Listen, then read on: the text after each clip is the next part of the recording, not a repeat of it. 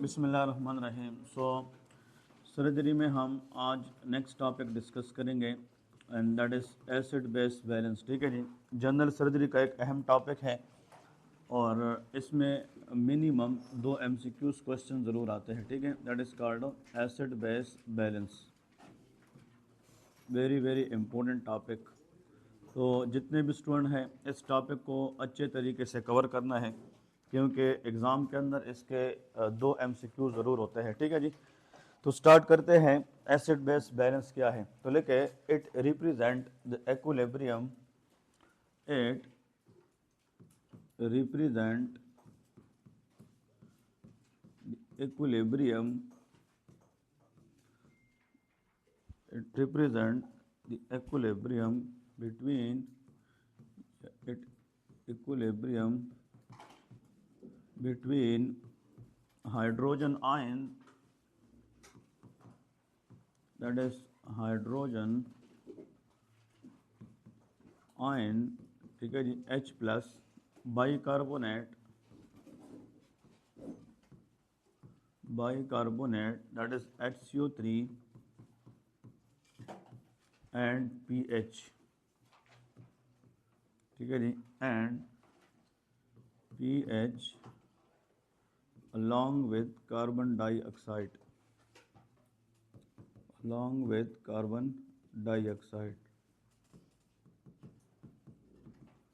CO2, which is required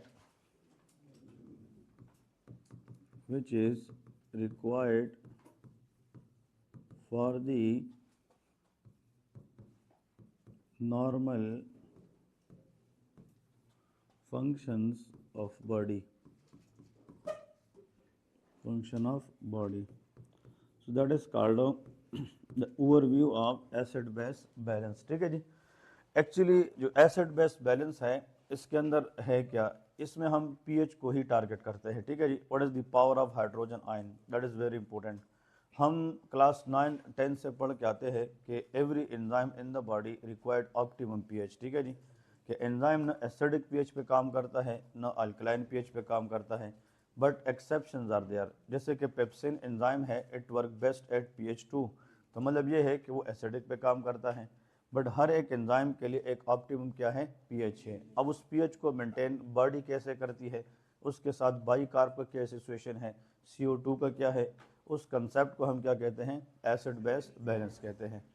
आप जब भी इमरजेंसी में काम करते हैं, मरीज़ को लाता है, जैसे हेड इंजरी में हो या कोई मेटाबॉलिक इश्यूज़ के अंदर आता है, तो इन्वेस्टिगेशन में से एक पार्ट हमारा ABGs है, आर्टियल ब्लड गैसेस है।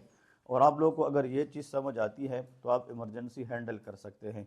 बहुत सारे मरीज़ ऐसे होते हैं जिनकी डेथ हो जाती है बिकॉज ऑफ इलेक्ट्रोलाइट इम्बैलेंस, और इसकी वजह यह है कि there is abnormal pH in the body.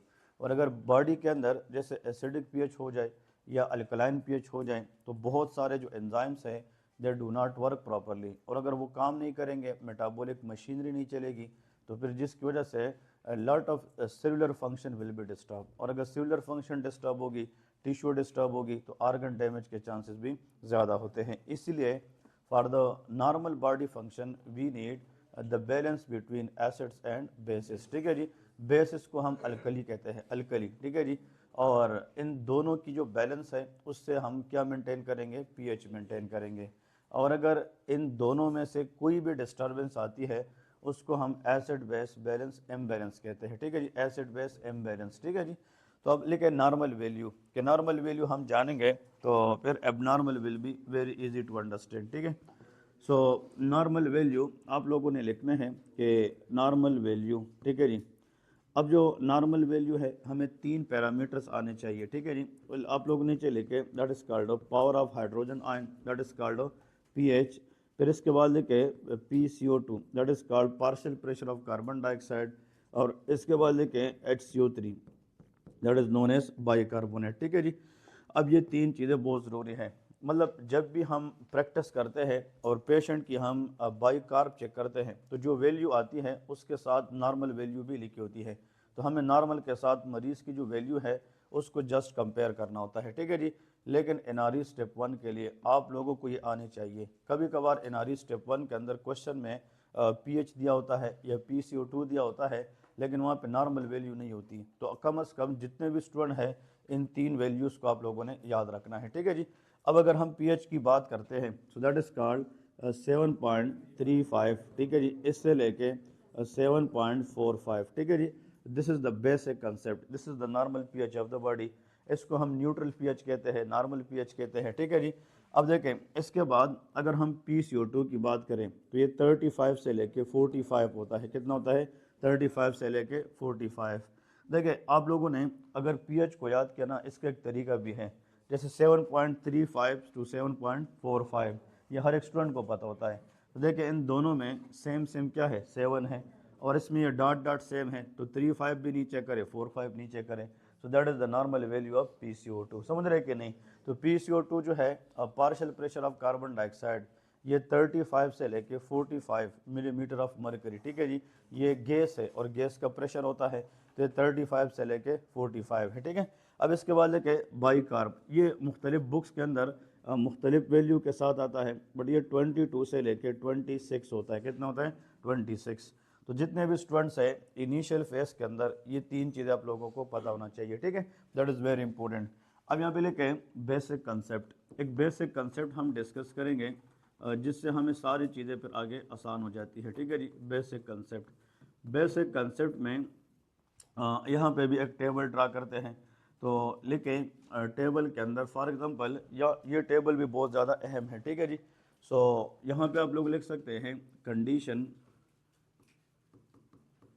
That is called condition, यहाँ पे लेके pH, that is called pH, और यहाँ पे लेके फॉर एग्जांपल कंडीशन भी लेके और पीएच लेके, ठीक है जी। ओके, अब अगर हम नॉर्मल की बात करें, जैसे जो पीएच है इसके अगर हम नॉर्मल वैल्यू देखें तो वो 7.35 से लेके कितना है? 7.45 है, ठीक है जी। अगर हम या कंडीशन के लिहाज से देखें, अगर for example less than this number है, ठीक है जी, अगर 7.35 से क्या है? कम है, तो आप लेके इसको एसिडोसिस कहते हैं, that is called acidosis, that will be acidosis. इसका मतलब यह है कि जो पीएच है normally it should be 7.35 to 7.45, but अगर ये 7.35 से कम आता है दैट इज कॉल्ड एसिडोसिस, ठीक है जी। ये हम फिर अलग डिस्कस करेंगे कि भाई ये मेटाबॉलिक है या रिस्पायरेटरी है, ठीक है जी, वो नेक्स्ट स्टेप है। लेकिन पहले ये देखना है कि भाई ये एसिडोसिस है या अल्कलोसिस है, ठीक है जी। अगर हम यहाँ पे देखें मिसाल के तौर पे ग्रेटर देन, जैसे मिसाल के तौर पे 7.45 आ जाए, ठीक है जी, so that will be known as alkalosis. ये क्या होता है? अल्कलोसिस होता है, ठीक है जी, दिस कॉल्ड अल्कलोसिस। तो ये दो बातें सबसे अहम है, एसिडोसिस एंड अल्कलोसिस। जब आप लोग एग्जाम में जाते हैं ना, तो अगर एसिडोसिस अल्कलोसिस के क्वेश्चन आते हैं तो 4 ऑप्शन होते हैं ना, ABCD, 2 एसिडोसिस के आते हैं और 2 अल्कलोसिस के। तो जब आप एग्ज़ाम के अंदर सिर्फ पीएच वैल्यू को देखते हैं, अगर वो 7.35 से कम है तो आपका आंसर फिर किस में आएगा? एसिडोसिस। तो एक पॉइंट को देखकर आप कहेंगे it will be never alkalosis, तो 2 ऑप्शन निकल जाते हैं, फिर वो आप लोग के आंसर जो है ना आसान हो जाती है, एसिडोसिस की तरफ जाता है। फिर हमें आगे देखना होता है इट इज़ आइदर रिस्पायरेटरी और मेटाबॉलिक, ठीक है जी। वो अभी ट्रिक्स बताऊंगा, so that will make you very easy how to remember those metabolic and respiratory as well, ठीक है जी।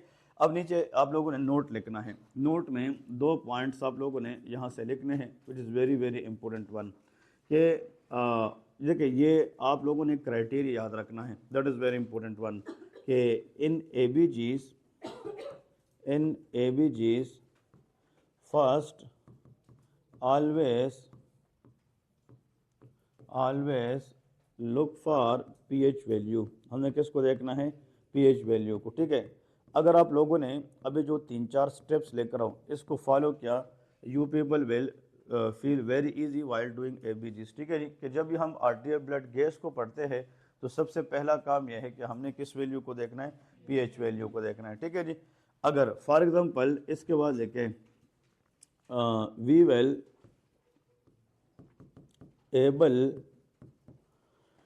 able to understand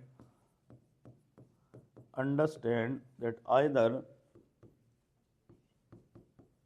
एसिडोसिस और अल्कलोसिस, ठीक है जी। इसमें हमें ये पता चलेगी कि देयर इज एसिडोसिस और अल्कलोसिस, ठीक है जी। ये पॉइंट बहुत अहम है, इससे हमें ये पता चल जाएगी। फिर इसके बाद देखें the pH can be disturbed by the pH can be disturbed by either HCO3 और PCO2। क्लियर है कि नहीं? अब पहले स्टेप में तो ये देखना है कि पीएच क्या है।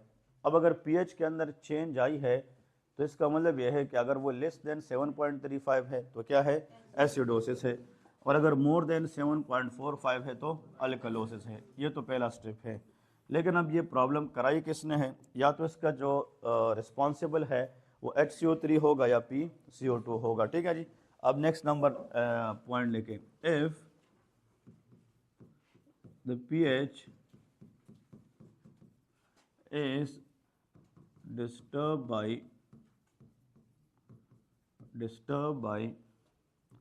HCO3, किसने कराया हो? HCO3, ठीक है जी। Then it will be recommend as metabolic issue. फिर वो क्या है? Metabolic issue. Then it will be known as metabolic issues, ठीक है जी। That is called metabolic issue. अब आप लोगों को मैं एक पॉइंट बता रहा हूँ, ठीक है जी, दैट इज़ वेरी इंपॉर्टेंट। अब अगर पीएच जो है वो 7.35 से कम है तो then it will be acidosis.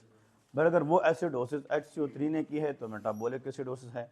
But अगर वो पीएच ज़्यादा है बट प्रॉब्लम स्टिल HCO3 में है तो वो मेटाबॉलिक अल्कलोसिस है। तो we don't care about it कि इट इज एसिडोसिस और alkalosis.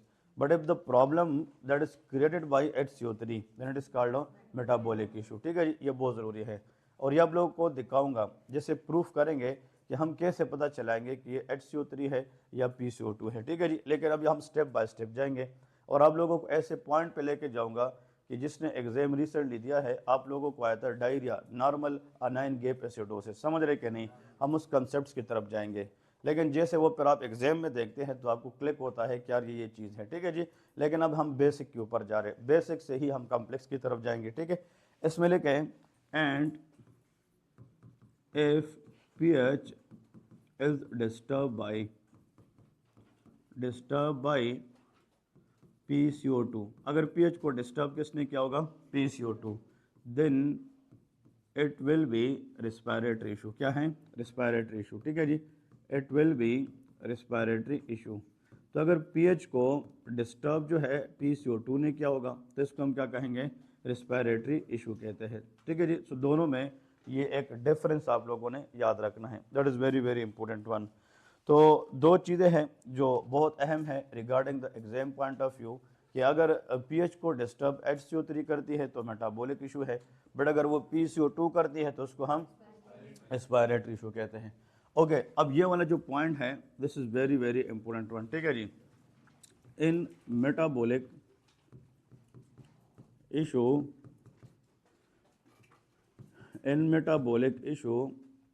the respiratory center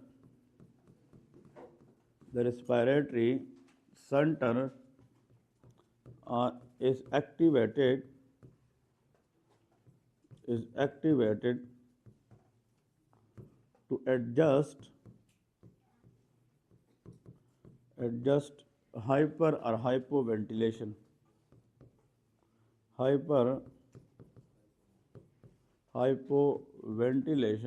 for the compensation to loss or retain excess PCO2 and during respiratory issue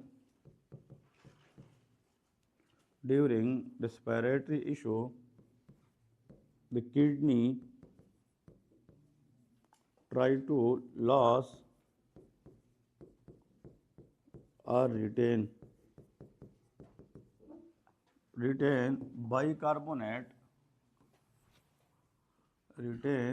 bicarbonate for compensation। ये concept बहुत ज़रूरी है, ठीक है जी। एसिड बेस बैलेंस में ये कहते हैं कि अगर प्रॉब्लम PCO2 का है तो PCO2 का मतलब लंग्स है, तो फिर किडनी कोशिश करेगी कि उसको कंपनसेट करे, क्योंकि जब पीएच डिस्टर्ब होता है तो अगर हम बाहर से अभी कुछ भी नहीं करते तो बॉडी में भी ये एबिलिटी है कि वो पीएच को नॉर्मलाइज करने की कोशिश करती है। इस कंसेप्ट को हम कंपनसेशन कहते हैं। क्या कहते हैं? कंपनसेशन। तो when there is a problem in the lungs, compensation कौन सी किडनी करेगी। बट अगर इशू किडनी में है, मेटाबॉलिक है या अदर देन किडनी है लेकिन लंग्स में नहीं है, तो फिर कंपनसेशन कौन करेगी? लंग्स करेगी, ठीक है जी। तो आप लोग मेडिकल के टर्म में ऐसे कह सकते हैं कि when there is something wrong in the respiratory tract and it can cause acid base imbalance, then renal compensation will be there. But if there is anything wrong in the body except lung, like kidney के अंदर हो या GIT के अंदर हो, then respiratory compensation will be there, ठीक है जी। अब वो compensation कैसे होती है? जो किडनी है वो बाइकार्बोनेट को एडजस्ट करती है, वो देखती है कि पीएच एसिडोटिक है या अल्कलोटिक है, तो उसी की बेस पे या तो बाइकार्बोनेट वो बाहर निकालती है या बॉडी के अंदर रिटेन करती है, ठीक है जी। इसी तरह रेस्पिरेटरी भी होता है। तो रेस्पिरेटरी कंपनसेशन के लिए रेस्पिरेटरी सेंटर का एक्टिवेट होना ये बहुत ज़रूरी होता है, ठीक है जी। अभी जब हम एक दो इसके अंदर जो है कंसेप्ट डिस्कस करेंगे तो आप लोगों को आसान हो जाएगी। तो इसका मतलब ये है कि सिंपल आप लोगों ने 3 स्टेप्स में जाना है। कितने? 3 स्टेप्स में। जब आप लोगों को मैं फिर मुख्तलिफ एग्जाम्पल्स दूंगा तो उसके ऊपर आप लोगों ने प्रैक्टिस करना है कि इसके अंदर हम क्वेश्चन में कैसे आंसर तक पहुंच जाते हैं, ठीक है जी। तो नंबर 1, जब भी आप एसिड बेस बैलेंस का क्वेश्चन करते हैं तो 3 स्टेप्स में से पहला स्टेप ये है कि हमें पीएच को देखना है। किस चीज़ को? पीएच को देखना है। पीएच से हमें यह अंदाज़ा होता है कि एसिडोसिस है और अल्कलोसिस है। This is the first step, ठीक है जी। सेकंड स्टेप ये है कि हमें ये देखना है कि pH is disturb by HCO3 और PCO2। तो हमें ये देखना है कि ये रिस्पिरेटरी इशू है या मेटाबॉलिक इशू है, ठीक है जी। और थर्ड ये देखना है कि इट इज कंपनसेटेड और नॉन कंपनसेटेड, ठीक है जी। ये 3 आप लोगों ने याद रखना है, ठीक है जी। अब देखें, इसके साथ आप लोगों ने नोट में एक पॉइंट याद रखना है, that is important one. Note में एक पॉइंट याद रखें। फॉर एग्जाम्पल, जैसे आप लोगों को एक मिसाल दे रहा हूँ कि यहाँ पे जो पीएच है, ठीक है जी, that is directly proportional to HCO3, that is called bicarbonate, ठीक है जी। और जो पीएच है that is inversely proportional to PCO2, that is called PCO2। ये जो partial pressure of carbon dioxide है, carbon dioxide is a lipid soluble gas. ये क्या होता है? Lipid soluble. And this CO2 act as acid in the body. तो जो carbon dioxide है ये लिपिड सॉल्युबल है, ये एसिडिक गैस होता है, ठीक है जी। तो जब भी हम पीएच का रिलेशन PCO2 के साथ देखते हैं दैट इज इनवर्सली रिलेटेड। क्या होता है? इनवर्सली। लेकिन पीएच का रिलेशन बाइकार्ब के साथ क्या है? वो डायरेक्ट होता है, ठीक है जी। अब देखें प्लीज़, जितने भी स्टूडेंट हैं, ये पॉइंट इसलिए ज़रूरी है क्योंकि इसी के बेस पे आगे हमारा सारा लेक्चर डिपेंड करता है। अगर हम ऐसा करें, डायरेक्टली का मतलब होता है अगर हम पीएच को मिसाल के तौर पे देखें बाइकार्ब के साथ, तो अगर आप बाइकार्ब की लेवल बॉडी में बढ़ाएंगे तो पीएच भी क्या होगी? बढ़ेगी, ज़्यादा होगी। वो डायरेक्टली है। तो मतलब adding more bicarb in the body lead to more pH and that is called will be more than 7.45। तो फिर ये अल्कलोसिस कराता है। क्या कराता है? अल्कलोसिस कराता है। तो एनवायरनमेंट एसिडिक होगा कि बेसिक बनेगा? बेसिक बनेगा। अल्कलोसिस का मतलब बेस होता है और एसिडोसिस का मतलब एसिड होता है। समझ रहे कि नहीं? पीएच का मतलब बढ़ जाना, इसको अल्कलोसिस कहते हैं। पीएच का कम होना, इसको एसिडोसिस कहते हैं। अब देखें, मैं आप लोग को एक मिसाल दे रहा हूँ। Just think for a while and tell me, अगर मैं इसका लेवल बढ़ा रहा हूँ बॉडी के अंदर, that is called off HCO3, तो एसिड होगा कि बेस? बेस। तो देखिए ये बाइकार्बोनेट है। बाइकार्बोनेट का पहला वर्ड क्या है? B. It create basic environment. समझ रहे कि नहीं? कि बाइकार्बोनेट जहाँ पे भी बढ़ेगा वो बेसिक एनवायरनमेंट करेगा, ये हमें अल्कलोसिस देगा। लेकिन अगर आप PCO2 की लेवल बढ़ाएंगे तो ये तो इसके साथ इन्वर्स रिलेशन है। When we increase PCO2 the pH will be decrease, तो ये फिर एसिडोसिस करेगा। समझ रहे कि नहीं? लेकिन अगर हम इसको बढ़ाएंगे तो ये भी क्या हो जाएगा, ये बढ़ जाएगा। अब समझ रहे कि नहीं? अब ऐसा करते हैं ना, टॉपिक में प्रॉपर जाने से पहले 2 पॉइंट्स ज़रूरी हैं। तो लेकिन क्वेश्चन नंबर 1, ये क्वेश्चन आप लोग हल करेंगे तो हम आगे जो है ना आहिस्ता आहिस्ता पर टॉपिक में चलते जाएंगे, ठीक है। आप लोगों को एग्जाम के अंदर इस तरह का एक क्वेश्चन देते हैं कि एक पेशेंट है, उसका जो pH है, ठीक है जी, वो 7.21 है और बाइकार्बोनेट का जो वैल्यू है वो उसके अंदर 18 है और PCO2 वैल्यू जो है दैट इज कॉल्ड 40 है। अब देखिए आप लोग ऐसा करें कि जिसको आंसर पता भी है ना, ट्राई टू टेक टाइम, क्योंकि जब हम कम्प्लेक्स की तरफ जाएंगे तो आप लोग यहाँ से गलती नहीं करेंगे। अब इसका हमें बताना है कि यार इस बंदे को इशू क्या है। तो देखिए मैंने आप लोग को बताया था 3 स्टेप्स हैं। कितने हैं? 3 स्टेप्स हैं। तो पहले स्टेप पे क्या करेंगे, pH को देखेंगे। अब यहाँ पे जो pH है ये नॉर्मल है कि कम है? कम है, लेस देन 7.35 है, क्योंकि नॉर्मल pH तो 7.35 से लेके 4-5 तक है, तो ये 7.35 से कम है, सो दैट इज एसिडोसिस। तो एक pH को देखकर अल्कलोसिस वाले जो पॉइंट है वो निकल गए हैं, ठीक है जी। तो इसका मतलब ये एसिडोसिस है। अब गौर से सुने, अब यहाँ पे काफ़ी स्टूडेंट ऐसे होते हैं वो गलत कर देते हैं, मतलब आप लोगों ने अपने माइंड में रखा कि यार ये एसिडोसिस है। अब नेक्स्ट स्टेप ये है कि pH को डिस्टर्ब किसने किया है, HCO3 ने किया है या बाइकार्बोनेट ने किया है, ठीक है जी। अब इधर फोकस करें सारे शाबाश। अब आप लोगों ने इस फार्मूले को याद करना है। मिसाल के तौर पे आपके पास जो pH है वो ज़्यादा है कि कम है, दैट इज़ डिक्रीज है। समझ रहे कि नहीं? इसका रिलेशन बाइकार्बोनेट के साथ डायरेक्ट होता है और इसका रिलेशन PCO2 के साथ इनडायरेक्ट होता है, ये तो समझ होगा ना। अब देखें, अगर इस pH को डिस्टर्ब इसने किया होगा तो इसका लेवल भी क्या होना चाहिए, कम। अब यहाँ पे देखें नॉर्मली ये 22 से लेके 26 होता है और यहाँ पे हमें कितना मिला है, 18, तो डिक्रीज हुआ है कि नहीं? तो इसका मतलब ये है कि pH को डिस्टर्ब शायद इस बंदे ने किया हो। लेकिन आगे देखते हैं, pH तो आपके पास कम है कि ज़्यादा? कम है, तो अगर मसला इसमें है तो फिर ये क्या होना चाहिए, ज़्यादा, क्योंकि ये तो इनवर्स रिलेशन है। लेकिन इसका नॉर्मल वैल्यू 35 से लेके 45 होता है और ये कितना है, 40, सो दैट इज इंक्रीज और नॉर्मल, नॉर्मल है। तो इसका मतलब PCO2 का इशू नहीं है। Here the issue is in bicarbonate. समझ रहे कि नहीं? तो इसका आंसर है मेटाबॉलिक एसिडोसिस। अब समझ गए कि नहीं? तो इसका जो आंसर बनता है that is called metabolic acidosis, that is important one, metabolic acidosis, ठीक है जी, दैट इज मेटाबॉलिक एसिडोसिस, ठीक है जी। ओके, अब यहाँ पे 2 चीज़ें मैं बता रहा हूँ, this very very important one. एक और आप लोग लेके क्वेश्चन नंबर 2, इसको भी देखते हैं, ठीक है जी। क्वेश्चन नंबर 2, pH जो है दैट इज इक्वल टू 7.21, ठीक है जी। जो बाइकार्बोनेट है दैट इज इक्वल टू 18, लेकिन जो PCO2 है, ठीक है जी, that is very very important one, कि PCO2 का जो लेवल है दैट इज़ 28, ये कितना है, 28 है। तो अब इसका हमें आंसर बताना है, ठीक है। इसको थोड़ा सा ना केयरफुली देखें। अब अगर हम ऊपर वाले क्वेश्चन में देखें तो pH डिस्टर्ब है कि नहीं?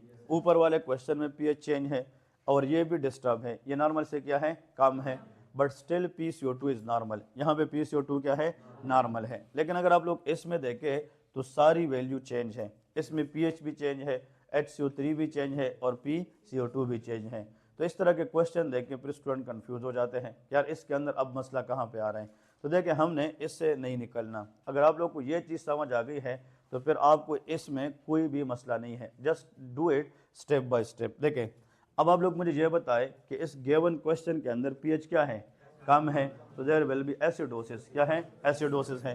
तो अगर pH कम है और इस बंदे ने प्रॉब्लम कराई है तो ये भी क्या होना चाहिए, कम होना चाहिए। तो वो कम है कि नहीं? यस। तो अब तक हम ये समझ रहे कि मे बी मेटाबॉलिक क्या हो, एसिडोसिस हो। लेकिन अगर प्रॉब्लम pH जैसे कम है और इसमें इशू हो तो इसको क्या होना चाहिए, ज़्यादा। लेकिन ये ज़्यादा है कि कम है? अगर ये डिस्टर्ब है, अगर ये एबनॉर्मल है, लेकिन ये ज़्यादा नहीं है, तो ये इस रूल को फॉलो नहीं कर रहा। तो इसका मतलब यह है कि प्रॉब्लम PCO2 में नहीं है। जो प्राइमरी प्रॉब्लम है वो pH का किसके साथ है, HCO3, so that is again metabolic acidosis. अब समझ रहे कि नहीं? तो ये भी मेटाबॉलिक क्या है, एसिडोसिस। अब आप लोग सारे कहेंगे कि यार सर ने ये क्यों पूछा है और वो ऊपर वाला सेम पूछा है, ठीक है, वो भी मेटाबॉलिक एसिडोस है, ये भी मेटाबॉलिक एसिडोस है। लेकिन इसमें थोड़ा सा ट्रिक है, गौर से सुने। यहाँ पे अगर आप लोग देखें कि जो pH है, अब लिखना नहीं है, ठीक है, बिल्कुल ना लेके इधर फोकस करें ताकि घर जाए और इस तरह के क्वेश्चन आ जाए तो आप लोग को पता होना चाहिए। यहाँ पे देखिए pH is low or not, pH low है तो आंसर इज एसिडोसिस। यहाँ पे भी मैंने सेम पीएच रखा है, ये भी एसिडोसिस है, समझ रहे कि नहीं। यहाँ पे बाई कार्ब 18 है, ये भी 18 है, तो मतलब इसमें भी मेटाबॉलिक, इसमें भी मेटाबॉलिक एसिडोस है। फ़र्क ये है कि इसमें थर्ड वैल्यू नॉर्मल है और इसमें थर्ड वैल्यू एबनॉर्मल है। अब समझ रहे कि नहीं, यहाँ पे थर्ड वैल्यू नॉर्मल है क्योंकि नॉर्मल PCO2 35 से लेके 45 तक होता है, तो मतलब यहाँ पे नॉर्मल है और यहाँ पे एबनॉर्मल है। ऐसा एसिड बेस बैलेंस जिसमें दो वैल्यू के अंदर इशू आ रही है लेकिन थर्ड वैल्यू क्या हो, नॉर्मल हो, इसको हम कहेंगे विदाउट कंपनसेशन। इसको क्या कहते हैं, विदाउट कंपनसेशन। तो हम कहेंगे मेटाबॉलिक क्या है, एसिडोसिस है, but there is no respiratory compensation. इसका मतलब यह है कि एसिडोसिस हुआ है लेकिन अभी तक जो लंग्स है वो कंपनसेट हो नहीं कर रही है। जब वो कंपनसेट करना शुरू करेगी ताकि वो पीएच को नॉर्मल पे ले आए तो उसका वैल्यू चेंज आना चाहिए। अब समझ रहे कि नहीं। तो ऐसा एसिड बेस बैलेंस जिसमें दो वैल्यू खराब आ जाए बट थर्ड वैल्यू क्या हो, नॉर्मल, तो उसमें कंपनसेशन नहीं होगी। दैट इज वेरी इंपॉर्टेंट, ठीक है जी। लेकिन इधर देखिए, इधर फोकस करें, यहाँ पे सारे वैल्यू खराब है कि नहीं, तीनों के तीनों खराब है। अब जो पीएच है वो तो कम है, पीएच इज डिक्रीज और बाई कार्ब भी क्या है, डिक्रीज है। तो प्राइमरी प्रॉब्लम PCO2 का है कि HCO3, HCO3, तो मेटाबॉलिक क्या है, एसिडोसिस है। ये तो समझ गए। अब देखें, जब पीएच कम होगा तो हमारी जो लंग्स है ना, लंग्स, ये बहुत ज़रूरी बात है, लंग्स ऐसा करेगी, हाइपर वेंटिलेशन शो करेगी। क्या करेगी, हाइपर वेंटिलेशन। हाइपर वेंटिलेशन में इंसान जल्दी जल्दी सांस लेता है, छोड़ता है, तो कार्बन डाइऑक्साइड बॉडी से क्या हो जाती है, लॉस हो जाती है। अगर आप इस कार्बन डाइऑक्साइड को बॉडी के अंदर क्या करेंगे, कम करेंगे, क्योंकि लॉस ज़्यादा होगा तो लंग्स के अंदर इसकी रिटेंशन क्या होगी, कम होगी। तो फिर कार्बन डाइऑक्साइड अगर बॉडी में कम हो रहा है तो आहिस्ता आहिस्ता पीएच क्या होगा, ज़्यादा, और यहाँ पे पीएच क्या है, कम है। लंग्स कोशिश करती है कि उसको ऊपर ले आए। कुछ बात समझ रहे कि नहीं। This is the tricky point two remember. मैं एक दफ़ा फिर से कह रहा हूँ, लेकिन आप लोग ना, कुछ लोग सीरियस नहीं देख रहे, लेकिन ये बहुत इंपॉर्टेंट एरिया है। अगर मिसाल के तौर पे यहाँ पे आप लोग को मैं इस तरह का एक केस देता हूँ। चलिए जी, एक केस है, आप लोग अब यहाँ पे इसको लिखना नहीं है, ठीक है, सिर्फ गौर से सुने। 7.21 है, समझ रहे कि नहीं। फिर इसके साथ हमने HCO3 लिया है 16, कितना लिया है, 16 लिया है, और PCO2 जो है वो 25 आया है, समझ रहे कि नहीं। ये केस है इस तरह का। अब आप लोगों ने इस इक्वेशन को ही फॉलो करना है। अब देखिए, इक्वेशन कहती है कि pH is directly proportional to HCO3 और इनवर्सली प्रोपोर्शनल टू PCO2। इसमें एक वैल्यू का इशू है कि सारे चेंज है, सारे चेंज है। अब और से सुने, लेकिन इस सब के अंदर हमें ये पता है, इस सब के अंदर हमें ये पता है कि पीएच कम है, ऐसा कि नहीं, पीएच इज डिक्रीज, और जब पीएच कम है दैट इज एसिडोसिस। ये क्या है, एसिडोसिस है। अब इधर देखें, चलिए जी, आप लोग के हिसाब से जो आप लोग सोचते होंगे कि यार इस PCO2 का इशू तो नहीं है, तो अगर पीएच को प्राइमरीली इसने ख़राब किया होगा तो इसका लेवल क्या होना चाहिए, ज़्यादा, लेकिन ये तो क्या है, कम है, तो प्रॉब्लम इसमें नहीं है। अब मेरी बात समझ रहे कि नहीं, ये रूल को फॉलो नहीं कर रहा। मतलब पीएच का जो इक्वेशन है PCO2 के साथ वो ये है कि अगर प्राइमरी प्रॉब्लम लंग्स में होती और पीएच को लंग्स ने डिस्टर्ब क्या होता, तो जब पीएच कम है तो ये क्या होना चाहिए, ज़्यादा होना चाहिए, लेकिन यहाँ पे तो ये ज़्यादा नहीं है। तो इसका मतलब प्राइमरी इशू PCO2 में नहीं है। तो फिर PCO2 चेंज क्यों है, वो कंपनसेट कर रहा है। कुछ समझ रहे कि नहीं। प्राइमरी इशू PCO2 का नहीं है, ये सेकेंडरी कंपनसेट कर रहे हैं, इसलिए चेंज हो रहा है। मिसाल के तौर पे एक दोस्त है, वो नुकसान में है, मतलब किसी अपने प्रॉब्लम की वजह से दूसरा दोस्त जो है अपने आप को चेंज करके उसका खिदमत कर रहे, वो कंपनसेट कर रहे हैं। मेरी बात समझ रहे कि नहीं, ताकि मतलब उसकी हालत ठीक हो जाए, ताकि बॉडी की पीएच नॉर्मलाइज हो जाए। That is very important one. अब इधर देखें, आप लोग इसको समझ गए कि जब पीएच कम होगा और प्रॉब्लम इसके अंदर होगी तो उसका लेवल क्या होना चाहिए, ज़्यादा, बट यहाँ पे ज़्यादा नहीं है। तो कम से कम इस क्वेश्चन से ये अंदाज़ा होता है कि प्राइमरी प्रॉब्लम PCO2 का नहीं है। अब इसमें देखते हैं, अगर इसका होगा तो पीएच कम है तो ये क्या होना चाहिए, हाँ जी, कम होना चाहिए, क्योंकि ये तो डायरेक्टली प्रोपोर्शनल है कि पीएच कम तो ये भी कम है, और इसका लेवल क्या रहा है, कम आ रही है। समझ रहे कि नहीं। तो मतलब यहाँ पे प्राइमरीली पीएच को डिस्टर्ब किसने किया है, HCO3 ने किया है। तो मेटाबॉलिक है कि रेस्पिरेटरी, मेटाबॉलिक है। अब समझ रहे कि नहीं, मेटाबॉलिक तो है, लेकिन गौर से सुने, अब मेटाबॉलिक का मतलब ये है कि प्रॉब्लम कम से कम लंग्स में तो नहीं है ना, लंग से बाहर है। अब लंग से बाहर से मुराद जीआईटी भी हो सकता है, लंग से मुराद बाहर जो है रीनल भी हो सकता है, कोई भी हो सकता है, बट अदर दे लंग से क्या है, अदर दे लंग। अब इस पीएच को हमने नॉर्मलाइज करना है, जो पीएच कम हो चुकी है उसको बढ़ाना है कि नहीं, ताकि ये 7.21 से 7.35 की तरफ आ जाए, ताकि न्यूट्रल हो जाए। वो कंपनसेशन कौन करेगी, लंग्स करेगी। तो लंग्स क्या करेगी, रिस्पिरेटरी सेंटर को कहेगी कि तुम रिस्पिरेटरी रेट को क्या करे, ज़्यादा करे, ताकि बंदा जल्दी जल्दी सांस ले ले, जो बॉडी के अंदर कार्बन डाइऑक्साइड है उसको बाहर निकाले। तो जब कार्बन डाइऑक्साइड बाहर निकलेगी तो कार्बन डाइऑक्साइड का लेवल लंग्स में क्या हो जाएगी, कम हो जाएगी। जब कार्बन डाइऑक्साइड कम होना शुरू हो जाएगी तो उधर से पीएच को बढ़ना चाहिए कि कम, वेरी गुड। अभी तो पीएच कम है, लेकिन जब हम कार्बन डाइऑक्साइड बाहर निकालेंगे तो आहिस्ता आहिस्ता पीएच ऊपर आएगी और एक वक्त आएगा कि नॉर्मलाइज हो जाएगी। अब समझ रहे कि नहीं। So when there is acidosis in the body और वो मेटाबॉलिक हो, the patient will be hyperventilate, क्या करेगी, hyperventilate to loss excess carbon dioxide. और वो कार्बन डाइऑक्साइड इसलिए निकालेगी ताकि वो कार्बन डाइऑक्साइड बॉडी में कम करे, ताकि पीएच लो से क्या हो जाए, ज़्यादा पे आ जाए। अब समझ रहे कि नहीं। लेकिन इस केस के अंदर अब पीएच जो है अभी तक नॉर्मल नहीं हुआ है, तो कार्बन डाइऑक्साइड अगर 25 से 20 पे आ जाए तो कार्बन डाइऑक्साइड जितना कम होगा उतना पीएच आहिस्ता आहिस्ता बढ़ेगा, और ये तब तक निकलेगा जब तक पीएच को नॉर्मल ना करे। अब समझ रहे कि नहीं। तो यहाँ पे कंपनसेशन हो रही है कि नहीं, हो रही है, लेकिन स्टिल पीएच को नॉर्मल नहीं किया है। इसको पार्शियल कंपनसेशन कहते हैं। क्या कहते हैं, पार्शियल कंपनसेशन। तो पता है इसका पूरा नाम क्या बन गया, शाबाश, एनीवन, ओके। इसका पूरा नाम है metabolic acidosis with partial respiratory compensation, with partial respiratory compensation. ठीक है जी, क्योंकि anything that is compensate by PCO2 that will be respiratory. समझ रहे कि नहीं, क्योंकि HCO3 मेटाबॉलिक है और PCO2 रिस्पिरेटरी है। ये बात समझ गए कि नहीं। आगे थोड़ा सा डिस्कस करेंगे तो मजीद जो है ना चीज़ें वाज़ेह हो जाएगी, लेकिन that is the concept you people should know for the exam. ठीक है। इसके बाद अब लिखें कि व्हाट इज मेंट बाय, सबसे पहले नंबर पे सबसे अहम है मेटाबॉलिक एसिडोसिस। तो हेडिंग दे दे कि what is metabolic acidosis, that is called metabolic acidosis। Okay, metabolic acidosis में लिखे फॉर एग्जांपल अ कंडीशन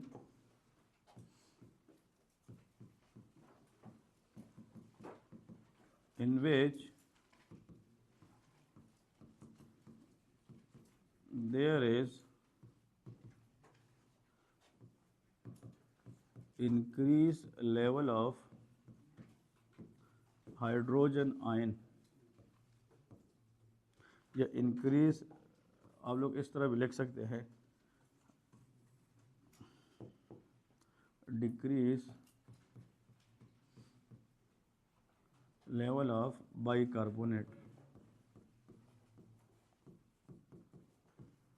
और इंक्रीज हाइड्रोजन, क्योंकि hydrogen is acid right, increase level of hydrogen. ठीक है जी। इसका मतलब ये है कि दो चीज़ें हैं, या तो हम बॉडी के अंदर बाइकार्बोनेट लेवल कम करें या हाइड्रोजन लेवल को बढ़ाएं, दोनों की वजह से पीएच विल बी एसिडोटिक। और अगर वो प्रॉब्लम रिस्पिरेटरी नहीं है, अदर देन रिस्पिरेटरी है, then it is called metabolic acidosis. ठीक है जी, ये मेटाबॉलिक एसिडोसिस होता है। अब मेटाबॉलिक एसिडोसिस में इसमें लिखे कि the pathology lies outside respiratory system, lies outside respiratory system. ठीक है जी। मिनिमम ये याद रखें कि इसमें जो इशू है वो रिस्पिरेटरी सिस्टम में नहीं होगी, आउटसाइड होगी।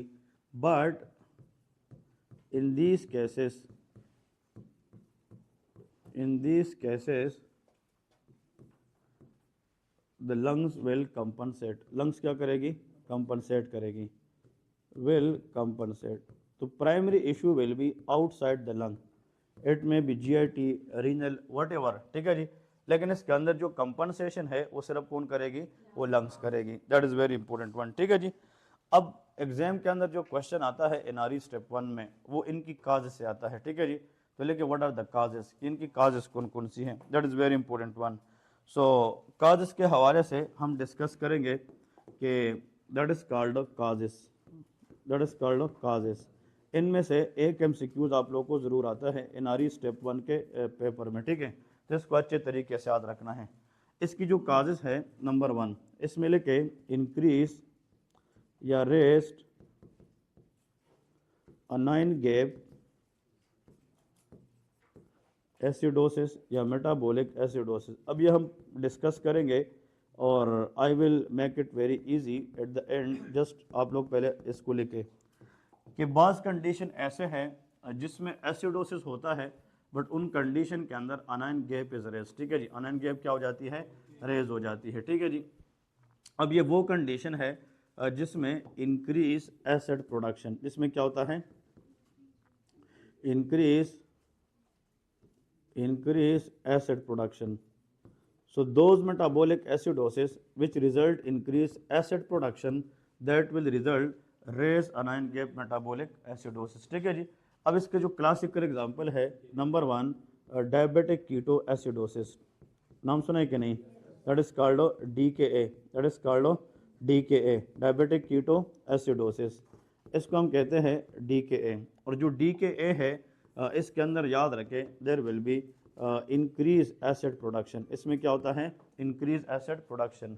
और जहाँ पे एसिड बनते हैं वहाँ पे मेटाबॉलिक एसिडोसिस होगा, लेकिन इसमें अनाइन गैप रेज होता है। लेकिन अभी तक आप लोग को ये नहीं पता कि अनाइन गैप क्या है, क्योंकि अभी हम आगे डिस्कस करेंगे, then it will be very easy. Just आप लोग पहले इसको लिख ले।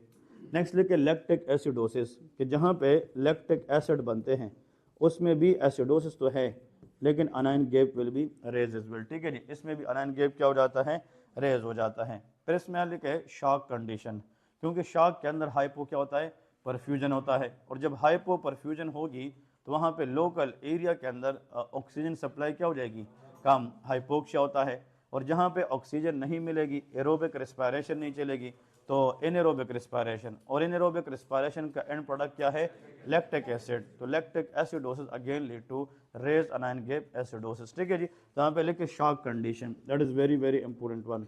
तो शॉक के अंदर there is again raise anion gap metabolic acidosis. फिर लिखे लीवर फेलियर, जो लीवर फेलियर के पेशेंट आते हैं उसमें भी लैक्टिक एसिडोसिस होता है but raise anion gap acidosis, क्योंकि जब लीवर फेल होता है lot of toxins will be very high in the blood, ठीक है जी, टॉक्सिन्स बढ़ने के चांसेस ज़्यादा होते हैं, and those toxin make the pH acidotic, और जब वो एसिडोटिक करेगी, एसिड बनेगी, तो उसकी वजह से भी रेज अनाइन गैप एसिडोसिस होता है, ठीक है जी। और लास्ट में very very important one for NRE step 1, that is renal failure. कौन सा, रीनल फेलियर। या CKD पेशेंट है जिसको क्रोनिक किडनी डिजीज होता है, तो रीनल फेलियर के पेशेंट में भी एसिडोसिस होता है, लेकिन उसमें भी रेज अनाइन गैप एसिडोसिस होता है, ठीक है जी। यहाँ पे लिखे the next one that is called renal failure, that is again very very important one, that is called renal failure. तो ये जितने भी 4-5 मैंने लिखे हैं इसको आप लोगों ने अच्छे तरीके से याद रखने हैं, ठीक है जी। अब बाज़ मेटाबॉलिक एसिडोसिस ऐसे होते हैं जिसमें अनाइन गैप रेजो नहीं होता है, तो लेकिन normal anion gap metabolic acidosis. अभी हम वो काज डिस्कस करेंगे जिसमें acidosis is there but there is a normal gap, normal anion gap metabolic acidosis, ठीक है जी, anion gap metabolic acidosis. Okay, अब यहाँ पे सबसे इम्पोर्टेंट बात यह है कि जो पेशेंट है वो एसिडोसिस के अंदर आते हैं, लेकिन जब उसका हम अनाइन गैप मालूम करते हैं वो हमें नॉर्मल दिखता है, ठीक है जी, इसके अंदर अनाइन गैप रेज नहीं होता। आप लोगों को अभी रिसेंटली जितने भी लोगों ने एग्जाम दिया था उनको डायरिया का क्वेश्चन आता, ठीक है जी, से डायरिया याद है किसी को कि नहीं, कि जो डायरिया है, diarrhoea it can lead to normal anion gap acidosis, ठीक है जी। अब ये कैसे होता है और इसके अंदर अनाइन गैप क्यों नहीं बढ़ता, अब ये हम प्रूफ करेंगे जस्ट फॉर अ वाइल। पहले आप लोग इसको लिस्ट पूरा करें, then I will let you know. एक कंडीशन है किडनी के अंदर जिसमें किडनी फेल तो नहीं होती, एक तो होता है ना CKD, क्रोनिक किडनी डिजीज है, या CRF है, क्रोनिक रीनल फेलियर है। अगर किसी का GFR डिक्रीज हो जाए या सीरम क्रिएटिनिन बढ़ जाए और इसके ऊपर 3 मंथ्स का टाइम से ज़्यादा गुजर जाए, that is called CKD, that is called CRF, we will discuss in the renal system. लेकिन पॉइंट टू बी नोटेड कि all patient who has kidney damage is not renal failure, renal failure is one of the cause of kidney failure, समझ रहे कि नहीं, फिर एक और condition है जिसको हम कहते हैं रीनल ट्यूबुलर एसिडोसिस। कौन सा? Renal tubular acidosis. जैसे टाइप 4 है, टाइप 2 है, टाइप 1 है, ये नाम सुने कि नहीं? तो रीनल ट्यूबुलर एसिडोसिस, तो उसमें भी तो क्या होता है? मेटाबॉलिक एसिडोसिस, लेकिन उसके अंदर भी अनायन गैप जो है वो नॉर्मल मिलता है। तो लेके the next cause is renal tubular acidosis, that is very important. तो renal tubular acidosis, it is a condition in which the kidney not able to excrete acid properly, which result metabolic acidosis। ठीक है जी, इसके 3 types होते हैं, type 4, type 2 and type 1। इसमें type 3 नहीं होता। ठीक है जी। So type 4, type 2 and type 1 जितने भी टाइप्स है रीनल ट्यूबुलर एसिडोसिस के अंदर, they all can cause normal अनायन gap acidosis. ये क्या कराते हैं? नॉर्मल अनायन गैप एसिडोसिस कराते हैं। ठीक है जी। और last but not the least, ये भी लिखे एसीटाजोलामाइड यूज। एसीटाजोलामाइड नाम सुने कि नहीं? It is one of the diuretic which inhibit carbonic anhydrase. कौन सा? Carbonic anhydrase. तो जो एसीटाजोलामाइड ये एक डायूरेटिक है, एसीटाजोलामाइड। ये हम ग्लोकोमा पेशेंट में भी दे सकते हैं। किस पेशेंट के अंदर? ग्लोकोमा, एसीटाजोलामाइड। और ये कार्बनिक एनहाइड्रेस एंजाइम को इनहिबिट करता है, और ये हम मुख्तलिफ एरियाज़ के अंदर यूज़ करते हैं। इसकी जो इंडिकेशन है, एक तो एज अ डायूरेटिक इस्तेमाल करते हैं, इस ड्रग की इस्तेमाल से यूरिनरी वॉल्यूम क्या हो जाती है? बढ़ जाती है। और दूसरी बात, it is the drug use for the treatment of glaucoma. Glaucoma is a eye disease. क्या है? आई डिजीज़ है, जिसमें एक्वस ह्यूमर की प्रोडक्शन क्या हो जाती है? बढ़ जाती है। तो ये जो ड्रग है, it try to lower the aqueous humour production and decrease intraocular pressure as well. ठीक है जी। So this acetazolamide if someone use by a higher dosages then it can cause acidosis. लेकिन जो एसीटाजोलामाइड है, ये आप लोग को ना मैं डिटेल में तो अब नहीं लेके जाऊंगा, ये हम आगे पढ़ेंगे। देखिए for example this is the Bowman capsule. ये क्या है? बोमेन कैप्सूल है। After Bowman capsule this is called PCT, proximal convoluted tubule है। ठीक है जी, ये पीसीटी है। PCT is the part of nephron where maximum reabsorption can occur. ठीक है जी। अब यहाँ पे देखें, ये पीसीटी एक सेल है। अब यहाँ पे जो चीज़ें, ये एफरेंट आर्टीरियोल है और ये क्या है? इफेरेंट आर्टीरियोल है। और इस कैप्सूल के अंदर ग्लोमेरुलाई है। क्या है? ग्लोमेरुलाई है। So what ever filter in this glomeruli it will goes into the PCT. समझ रहे कि नहीं? इनमें से जो फिल्ट्रेट्स होते हैं उनमें ग्लूकोज है, इसमें अमाइनो एसिड है, इसमें lot of things are there, sodium है, समझ रहे कि नहीं, पोटासियम है। तो उनमें से एक का नाम है बाइकार्बोनेट। क्या है? Bicarbonate. That is very important one. ये क्या है? बाइकार्बोनेट। अब ये जो बाइकार्बोनेट है ना, और से सुने, ये जब फिल्टर होता है तो इसको हमें रीअब्जॉर्ब करना है, न कि इसको हमें यूरिन में ज़ाया करना है। इसकी वजह यह है कि अगर ये रीअब्जॉर्ब करे तो ये हमारी पीएच को कंट्रोल करने में हेल्प करती है, क्योंकि pH directly proportional to the bicarbonate. So this bicarbonate has a very close relationship with the pH. तो हमें इसको ज़ाया बिल्कुल नहीं करना है, इसको यूरिन में ज़ाया नहीं करना है। That is very important. अब देखें, ये जो पीसीटी सेल होता है, इसके अंदर एक हाइड्रोजन आयन होता है। कौन सा होता है? Hydrogen ion. ये पीसीटी सेल जब इस HCO3 को देखता है तो ये इसको बाहर क्या भेजता है? शाबाश, हाइड्रोजन आयन भेजता है। और ये दोनों मिलते हैं, आपस में मिलते हैं तो H2CO3 बनाते हैं। क्या बनाते हैं? H2CO3 बनाते हैं। अब समझ रहे कि नहीं? ये रिएक्शन समझ रहे? H2CO3। लेकिन इन दोनों को मिलाने के लिए यहाँ पे एक एंजाइम होता है, कार्बोनिक एनहाइड्रेस। कौन सा? Carbonic anhydrase. लेकिन ये जो H2CO3 बना है ना, ये अनस्टेबल होता है। देखिए इसमें कितने H हैं? 2। तो H2 अलग हो जाता है, C इसके अंदर 1 है, और O कितने हैं? 3। तो 2 इसके साथ O2 बनाते हैं और एक इसके साथ मिलकर H2O बनाता है। अब समझ रहे कि नहीं? तो H2CO3 dissociate into H2O and HCO2। अब ये दोनों जो है ये सेल में चले जाते हैं। किधर जाते हैं? सेल में। तो सेल के अंदर अब कौन आया है? H2O आया है और CO2 आया है। ये सेल में फिर मिल जाते हैं। और से सुने, तो सेल में मिलने के बाद H2CO3 बनेगा। क्या बनेगा? H2CO3। अब सारे बोले इसमें कितने H हैं? 2 H है। एक H और एक, देखिए 2 अलग हो जाते, एक H इधर आता है, एक H इधर आता है। समझ रहे कि नहीं? और क्या रह जाएगा? तो एक H के साथ क्या मिल जाएगा? CO3, और एक अकेला रह जाएगा। तो जो HCO3 था ये वाला, अब ये सेल के अंदर आ गया है। समझ रहे कि नहीं? ये किधर आ गया है? सेल के अंदर आ गया है। तो जो HCO3 है, when it filter in the kidney, it is never reabsorb in the same form, it is reabsorb in the form of H2O and CO2। That is very important question in the kidney.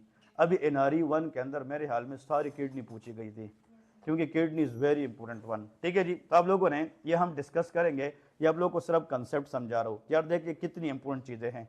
अब ये जो HCO3 है, इधर देखें, इधर अगर filter हो जाए सोडियम, कौन सी, sodium, it will reabsorb directly, no problem. अगर ग्लूकोज फिल्टर हो जाए, it will reabsorb directly. All the filtrate reabsorb from which part, PCT directly except bicarbonate which is reabsorb in the form of H2 and of CO3। ये भी MCQs होता है। अब समझ रहे कि नहीं? अब मुझे ये बताएं, ये जो HCO3 है ये सेल से ब्लड में चला जाएगा, लेकिन सेल के अंदर कौन रह गया, H+, ये वो H+ है जो दोबारा आएगा और दूसरे HCO3 के साथ मिलेगा। अब समझ रहे कि नहीं कि इस HCO3 को सेल में लाने के लिए ये रिएक्शन होना जरूरी है कि नहीं? और इस रिएक्शन के अंदर कौन काम कर रहे हैं? और इस कार्बोनिक एनहाइड्रेस को ब्लॉक करने का काम एसीटाजोलामाइड करता है। अब समझ रहे कि नहीं? Acetazolamide is a drug which inhibit carbonic anhydrase. तो सारे बोले जब इस एंजाइम को हम काम करने नहीं देंगे तो फिर ये H को इसके साथ मिलाएगा नहीं, तो HCO3 इसी शक्ल में अंदर जा सकता है, नो। तो फिर ये किधर जाएगा, यूरिन में। तो ब्लड में HCO3 का वापस जाना कम हो जाएगा, और जब ब्लड में HCO3 जाएगा नहीं, HCO3 कम होगा ब्लड में कि ज़्यादा, कम होगा, तो HCO3 कम तो pH भी कम, तो एसिडोसिस के अल्कलोसिस। और ये प्रॉब्लम किडनी में हो रही है कि लंग्स में, किडनी में, तो मेटाबॉलिक रेस्पिरेटरी, इसलिए एसीटाजोलामाइड लीड टू मेटाबॉलिक एसिडोसिस। अब समझ रहे कि नहीं? आप लोग को मैं आहिस्ता आहिस्ता से कहूँगा मेडिसिन क्या चीज़ है, समझ रहे कि नहीं? लेकिन जस्ट विद द टाइम जब आप लोग आहिस्ता आहिस्ता जाएंगे, आप लोग को ये फार्माकोलॉजी ना बिल्कुल आसान लगेगी। लेकिन ये सारी चीज़ें जो हम पढ़ते हैं ना, there is a link with others. ठीक है जी, तो एसीटाजोलामाइड यहाँ पे जो है ये एसिडोसिस कराएगा, लेकिन इसके अंदर अनायन गैप रेजो नहीं होता है। ये भी हम डिस्कस करते हैं कि क्यों, लेकिन दैट इज़ वेरी इंपॉर्टेंट। तो आप लोगों ने सिर्फ सिंपल ये रखना है कि जब भी एग्जाम के अंदर मेटाबॉलिक एसिडोसिस का क्वेश्चन आता है तो हमें यह पता हो कि इसमें पीएच ज़्यादा होगा कि कम, कम होगा, और हमें यह भी पता हो कि पीएच को डिस्टर्ब HCO3 ने किया होगा। किसने? HCO3 ने, PCO2 ने नहीं किया होगा। तो ऐसा एसिडोसिस जिसमें प्रॉब्लम HCO3 ने किया हो वो मेटाबॉलिक एसिडोसिस है। फिर हम ये देखेंगे कि उस एसिडोसिस में अनायन गैप नॉर्मल है या रेस है, दैट इज़ वेरी इंपॉर्टेंट। तो अगर अनायन गैप रेस है तो उसके काजेस अलग है, अगर वो नॉर्मल है तो उसके काजेस अलग हैं। आप समझ गए कि नहीं? That is very important. तो अब लेके अनायन गैप क्या है ये हम डिस्कस करते हैं, तब आप लोग को ये चीज़ें फिर और वाज़ेह हो जाएगी। ठीक है, ये कंसेप्ट समझ गए कि नहीं? ओके, तो लेके अनायन गैप।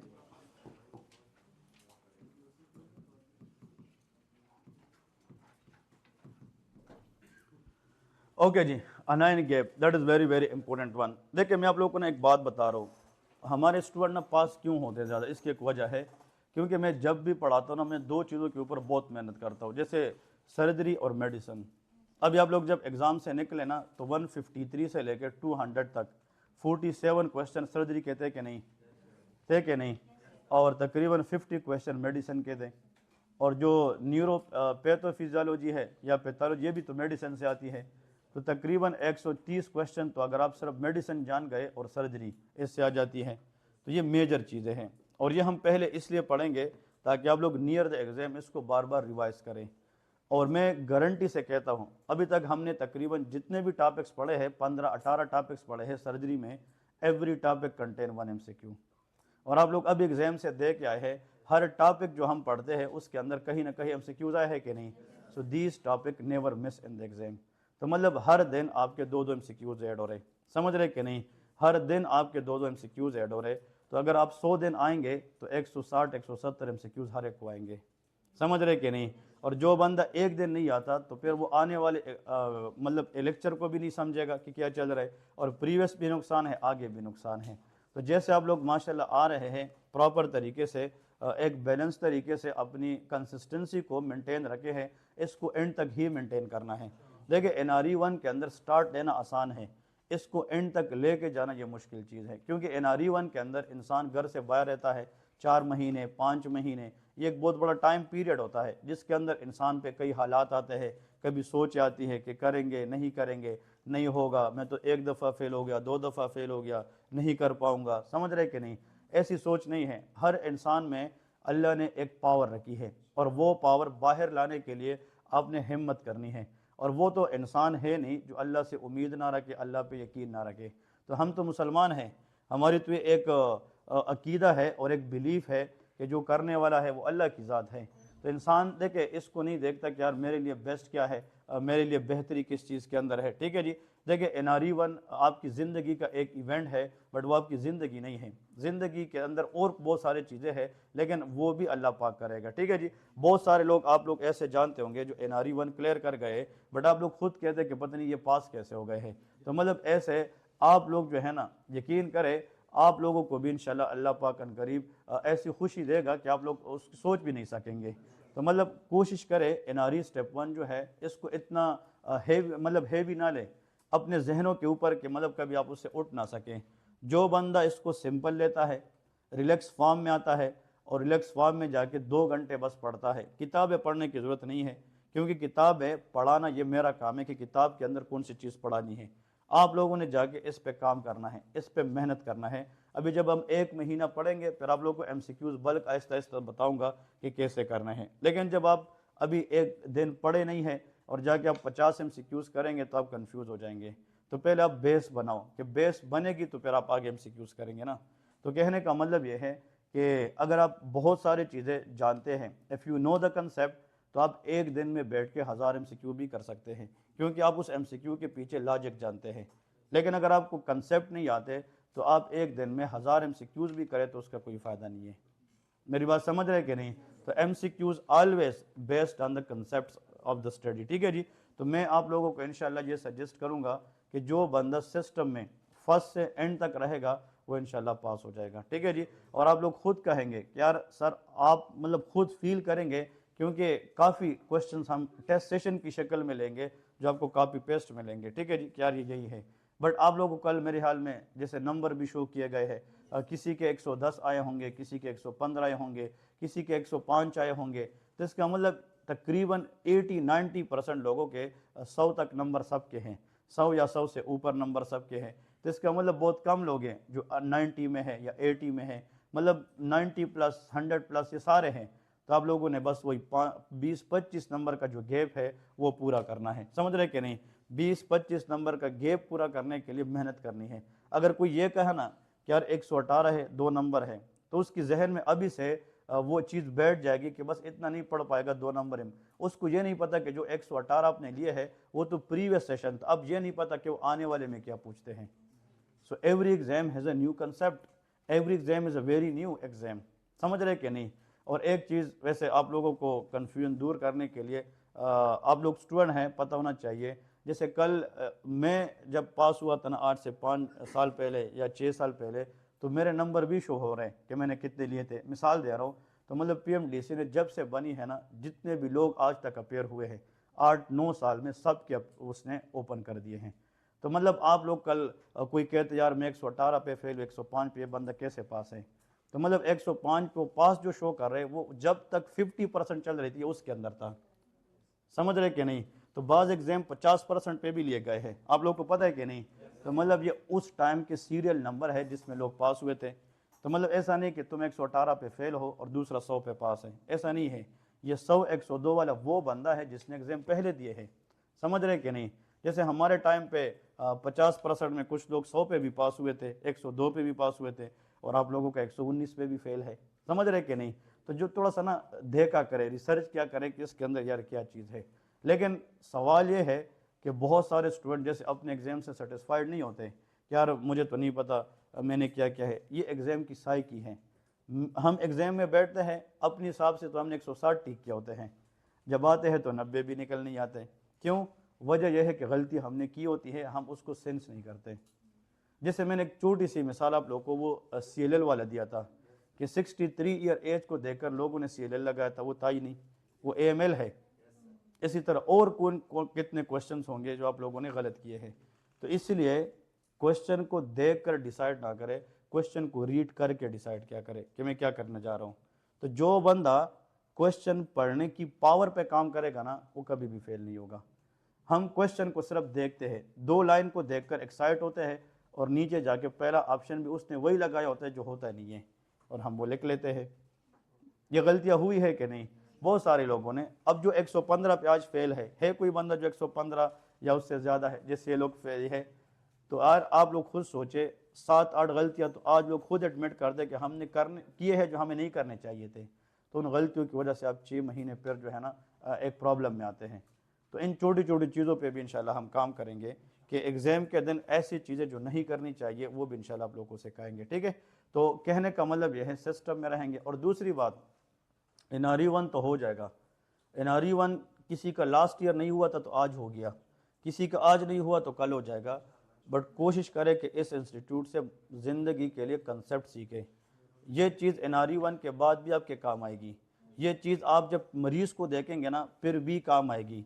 ये चीज़ जब आप वार्ड में खड़े होंगे और सबको नहीं है कि और आप आंसर करेंगे फिर भी इज्जत देने में काम आएगी। समझ रहे कि नहीं।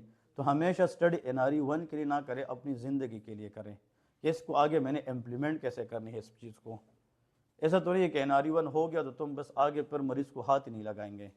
नहीं, NRE 1 के ऊपर हमने तो मरीज़ की तरफ जाना है और मरीज़ में तो यही चीज़ें हैं। मेरी बात समझ रहे कि नहीं।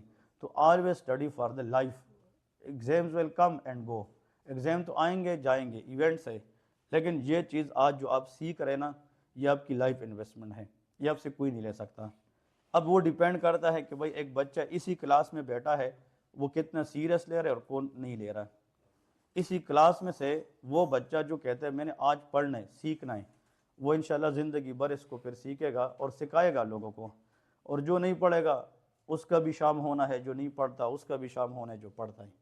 समझ रहे कि नहीं।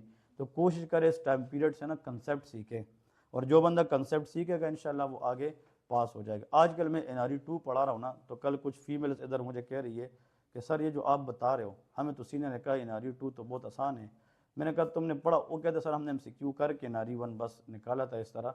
मैंने कहा भाई बात सुने, जो MCQs वाला पास बंदा है वो फिर NRE 2 में भी 2 दफ़ा फेल होता है, क्योंकि आपका NRE 2 डिपेंड ही NRE 1 पे करता है।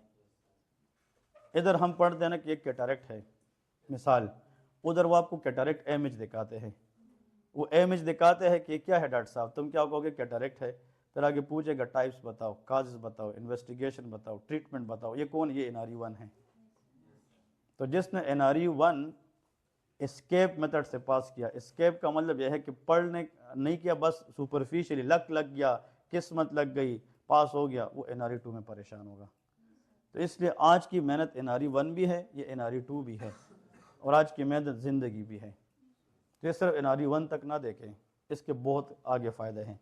वो आपको पिक्चर दिखाएगी मिसाल के तौर पे टिम्पेनिक मेम्ब्रेन परफोरेशन की, वो फिर आगे कहेगा क्या है CSOM, वो कहेगा टाइप्स बताओ, ट्रीटमेंट बताओ, इन्वेस्टिगेशन बताओ। मेरी बात समझ रहे कि नहीं। तो इंशाल्लाह आप लोगों में से काफ़ी लोग मुझे ऐसे सीरियस नज़र आ रहे, बट आप लोगों से वो बांड नहीं बनी क्योंकि न्यू है ना एक दूसरे के लिए। या मुझे 1-2 टेस्ट में पता चलेगा कौन कितने पानी में है, मैं उनको अकॉर्डिंगली फिर ट्रीट करूँगा कि ये करना है वो का। अभी तो मैंने कोई टेस्ट भी नहीं लिया है, बस आप लोग आते हैं जाते हैं। मतलब आज के NRE 2 भी है, इंशाल्लाह विद इन वीक में ख़त्म करूँगा। फिर आप लोग के 3-3 लेक्चर्स चलेंगे और आप लोग को मैक्सिमम टाइम दूंगा ताकि आप लोग आए तो इस इधर से जाने के बाद आपको फील हो कि यार हम कुछ सीख के जा रहे हैं।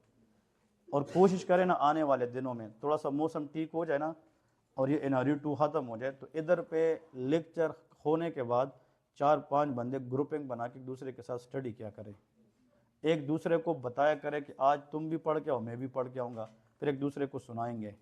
जब आप एक दूसरे को सुनाते हैं यकीन करें आप कभी भूलेंगे नहीं। जो लड़कियां और जो लड़के NRE 1 के प्रीवियस सेशन में इधर बैठे थे और वो क्लास के बाद शाम तक पढ़ते थे 4 घंटे, वो जैसे ही एग्ज़ाम से निकल गई उन लड़कियों से पूछा, एक ने कहा कि सर 170 प्लस मेरे SAT के और उसकी कल के नंबर में 163 आए हैं। समझ रहे हैं कि नहीं। उनको मैं बुला लूँगा, वो NRE 2 में है, वो आप लोगों को बता देगी। इसका मतलब ये है कि यही चीज़ होती है, उन लोगों ने मेहनत की है। और उन्हीं लड़कियों के साथ वो लड़की जो 163 मिसाइल लिए है ना, वो किसी की लड़की की सिफारिश पे कि सर जगह नहीं है उसको मेहनत बटाए, और जिसने सिफारिश की थी वो फेल हो गई, जिसकी सिफारिश की गई थी वो पास हो गई। क्यों? उसने सिस्टम को सीरियस लिया है कि मैंने पढ़ना है। तो भाई ये चीज़ बता रहा हूँ, जो सीरियस होगा इंशाल्लाह एग्ज़ाम उसका पास हो जाएगा, ठीक है। एनाइन गैप लेके, एनाइन गैप क्या होता है इसमें लेके the difference between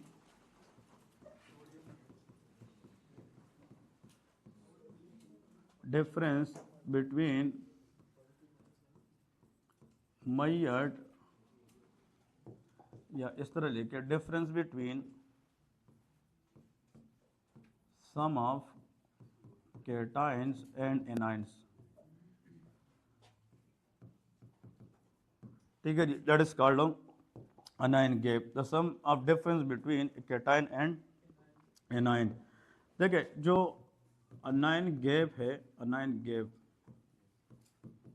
is equal to that is called sodium plus potassium, ठीक है जी, sodium plus potassium minus bicarbonate plus chloride, ठीक है जी, रिमेंबर, ठीक है। ये फार्मूला हर एक को आना चाहिए। ये वो फार्मूला है जिसके ऊपर हम ये बताते हैं कि what is the anion gap, ठीक है जी। तो अनाइन गैप मालूम करने का जो फार्मूला है ये सबको पता होना चाहिए, ठीक है जी, that is very important one. अब देखें यहाँ पे एक चीज़ याद रखना है, पहले तो लेके नॉर्मल अनाइन गैप, नॉर्मल, ठीक है जी, नॉर्मल अनाइन गैप याद रखें, दैट इज़ 12 to 18। ये कितना होता है 12 to 18। अगर किसी पेशेंट का अनाइन गैप 18 से ज़्यादा आ जाए that will be raise anion gap, वो क्या है, रेज अनाइन गैप है। और अगर वो 12 से कम हो तो लो अनाइन गैप होता है, ठीक है जी। अब देखें आर लेके इसका मालूम करने का एक और तरीका, anion gap is equal to sodium minus, ठीक है जी, बाइकार्ब प्लस क्लोराइड, ठीक है जी। इसका मतलब जो अनाइन गैप का फार्मूला है इसमें हम पोटाशियम इंक्लूड भी कर सकते हैं, एक्सक्लूड भी कर सकते हैं। पोटाशियम हो या ना हो doesn't matter, still we can find out anion gap, ठीक है जी। अब देखें मिसाल के तौर पे इसका लेके नॉर्मल, अगर हम अनाइन गैप मालूम करते हैं लेकिन उसमें क्या ना हो पोटाशियम, तो फिर इसकी जो वैल्यू है उसमें चेंज आएगी कि नहीं, तो फिर उस कंडीशन में नॉर्मल 8 से लेके 12 होता है, ठीक है जी। तो आप लोगों से अगर कोई ये पूछे ना कि what is the normal anion gap, तो इसका आंसर ये होना चाहिए कि इट डिपेंड अपॉन पोटाशियम, ठीक है जी। अगर हम पोटाशियम को लेते हैं तो फिर 12 से लेके 18 है, बट अगर विदाउट पोटाशियम है तो फिर 8 से लेके 12 होता है, ठीक है जी। ये बहुत इंपॉर्टेंट है। अब आप लोग को ना थोड़ा सा ट्रिकी पॉइंट बता रहा हूँ कि ये ऐसा क्यों होता है। देखिए मिसाल के तौर पे दो चीज़ें मैं क्रिएट करता हूँ, एक मरीज़ है जिसको DKA है, डायबिटिक कीटो एसिडोसिस है, ठीक है जी। मैं डिटेल में नहीं जाऊँगा, हम एंडोक्राइन सिस्टम में पढ़ेंगे just for the sake of understanding. आप लोग मुझे ये बताएं, ये जो DKA का पेशेंट होते हैं टाइप 1 डायबिटीज़ होता है कि नहीं, टाइप 1 डायबिटिक, टाइप 1 डायबिटीज़ में जो शुगर लेवल है वो बहुत ज़्यादा होता है और इसकी वजह यह है नो इंसुलिन, इसमें इंसुलिनो नहीं होता है, बीटा सेल डिस्ट्रक्शन होता है, समझ रहे कि नहीं, कि पेंक्रियाज में अगर बीटा सेल की डिस्ट्रक्शन होती है और वो प्रॉपर तरीके से क्या ना बना सके इंसुलिन, तो glucose level will be very high and that is called type 1 diabetes. वो क्या है, टाइप 1 डायबिटीज़। अब सवाल ये है, ये जो इंसुलिन है ना इसका एक नॉर्मल काम याद रखे, insulin help in the lipogenesis, ये लिपिड बनाने में काम करता है। इंसुलिन हेल्प इन दी प्रोटियोजेनेसिस, ये प्रोटीन सिंथेसिस में काम करता है। तो जहाँ पे भी उनको अमाइनो एसिड मिलती है उससे प्रोटीन बनाता है, जहाँ पे फैटी एसिड मिलती है उससे लिपिड बनाती है। तो मतलब ये बनाने वाला काम ज़्यादा करता है। ये एनाबोलिक हार्मोन है, क्या है, एनाबोलिक हार्मोन है। जो शुगर की मरीज़ा होती है, एक प्रेगनेंसी में गेस्टेशनल डायबिटिक मरीज़ा है और उसका शुगर कंट्रोल नहीं हो रहा, तो हाई ग्लूकोज क्रॉसेस प्लेसेंटा और वो बच्चे में जाके हाइपरग्लाइसीमिया कराती है। लेकिन जो माँ है उससे इंसुलिन प्लेसेंटा क्रॉस नहीं करती है। तो अगर एक माँ डायबिटिक है और at the same time she is pregnant, तो excess glucose via the placenta goes to the foetus, लेकिन बच्चे में जो पेंक्रियाज है वो क्या बनाएगी, इंसुलिन, ताकि उस ग्लूकोज को कम करे।